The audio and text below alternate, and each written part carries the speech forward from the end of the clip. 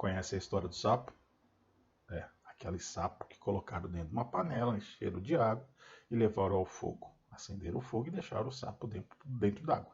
A água começa a ficar morninha, gostosinha, o sapo não pula, porque está confortável, a água morna. Agora estava fria, ficou morninha, um pouquinho mais quente, até virar um cozido de sapo, uma sopa de sapo. Seja bem-vindo a Sopão do Elvio, sopa de sapo, em que quem está sendo servido é você, e eu, e toda a nossa sociedade. Acredita? Não, é verdade. Fica até o final, assiste até o final. Vai ser curto, não vai ser longo não.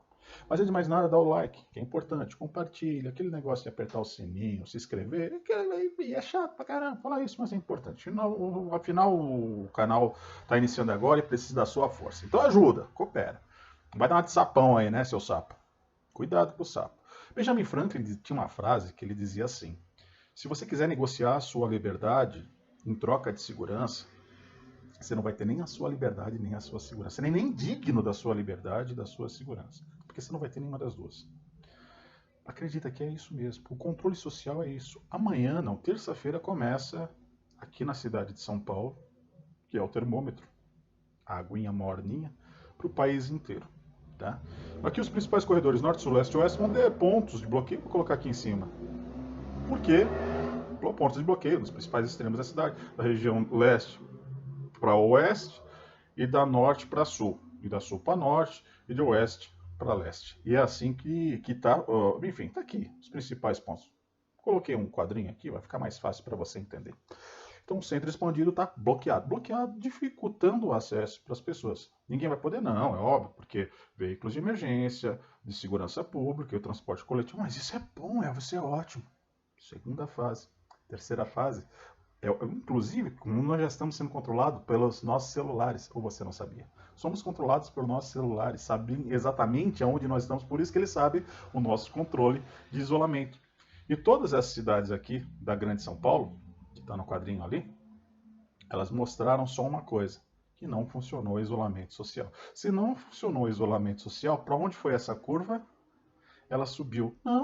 Não existe curva, não existe como você mensurar algo que não existia antes. Vamos comparar com Itália, vamos comparar com Espanha, agora com Estados Unidos, mas estão em exato processo. Eles estão no meio desse processo, inclusive com 6 meses de antecedência na nossa frente.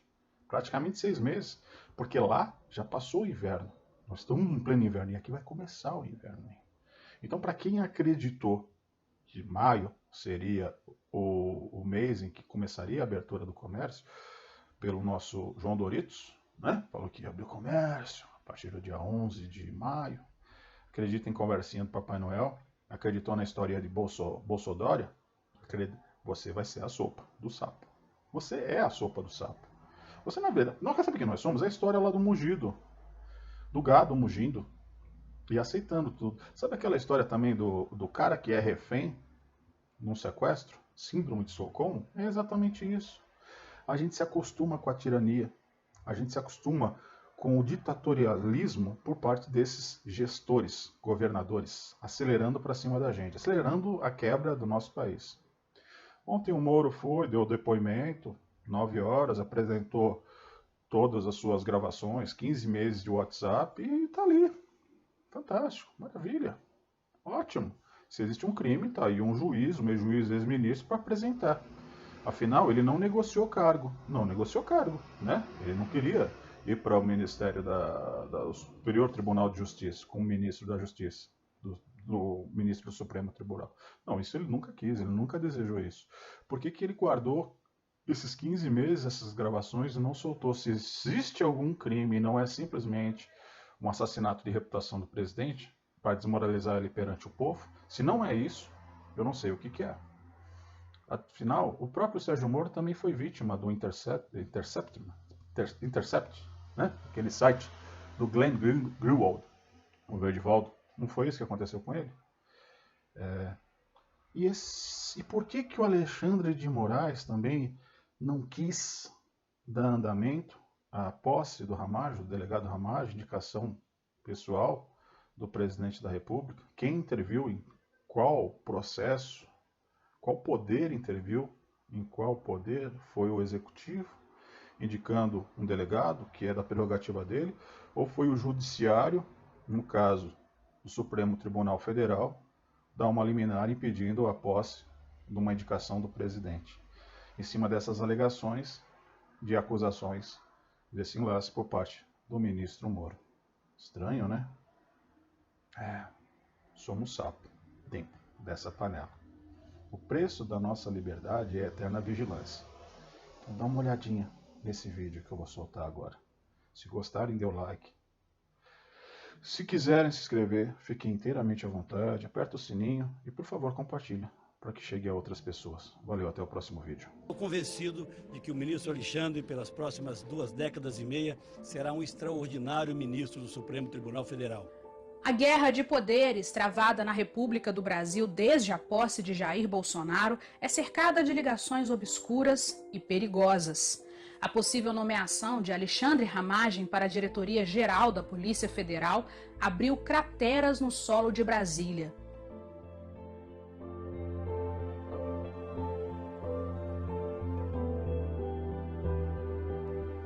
A troca no comando da PF fez com que Sérgio Moro abandonasse o cargo de ministro da Justiça. Reabriu o caso da tentativa de assassinato de Jair Bolsonaro, motivou o MBL, aliado do PSDB, e o PSOL a entrarem com ações judiciais para impedir a posse de Ramagem e, por fim, fez com que o ministro do STF, Alexandre de Moraes, suspendesse a nomeação do escolhido do presidente da República. Vamos fazer uma visita a um passado recente para entender algumas coisas. O futuro começa hoje. Ele se chama juventude. Eu quero trazer aqui o meu abraço, os meus cumprimentos ao Ney Santos. Alexandre de Moraes, que foi filiado ao PSDB, é constantemente rotulado de advogado do PCC nas redes sociais por ter advogado para a Transcooper, empresa investigada por supostamente servir de lavagem de dinheiro para a facção criminosa. Nessa foto, vemos o tucano Geraldo Alckmin ao lado de Ney Santos, então candidato a deputado federal, que seria preso pouco depois, acusado de inúmeros crimes, entre eles a ligação com o PCC. Quando Moro deixou o cargo no Palácio do Planalto, revelou que havia sugerido a Bolsonaro o nome de Disney Rossetti para diretor da PF. Coincidentemente, Rossetti teria proximidade com Alexandre de Moraes, o ministro que revogou a nomeação de Alexandre Ramagem. O jornalista Fábio Leite publicou em seu artigo a relação de intimidade entre Rossetti e Moraes. Abre aspas. A relação entre Moraes e Rossetti se estreitou no período em que o magistrado foi ministro da Justiça no governo Michel Temer, entre 2016 e 2017, e o delegado federal comandava a Superintendência da Polícia Federal em São Paulo. Na gestão de Rossetti, a Lava Jato paulista praticamente não avançou, apesar das inúmeras delações envolvendo suspeitas de corrupção no governo estadual. No ano passado, a pedido de Alexandre de Moraes, Rossetti indicou o delegado Alberto Ferreira Neto para comandar as investigações sobre as supostas ameaças a ministros do Supremo. Ferreira Neto foi segurança do ex-governador paulista Geraldo Alckmin na eleição presidencial de 2018. O deputado Conte Lopes, ex-capitão da PM, declarou certa vez que, abre aspas, essa facção criminosa, o PCC, é cria do PSDB, fecha aspas. Agora vamos ao dia 1º de março de 2019. Essa matéria da revista Exame traz a seguinte manchete. Áudios sugerem interesse do PCC em ataque a Bolsonaro. Recentemente, o Supremo Tribunal Federal decidiu por unanimidade proibir que Adélio Bispo, autor da facada em Jair Bolsonaro, conceda entrevistas a veículos de comunicação.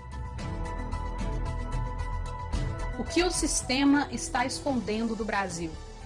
De Belo Horizonte, repórter Fernanda Salles.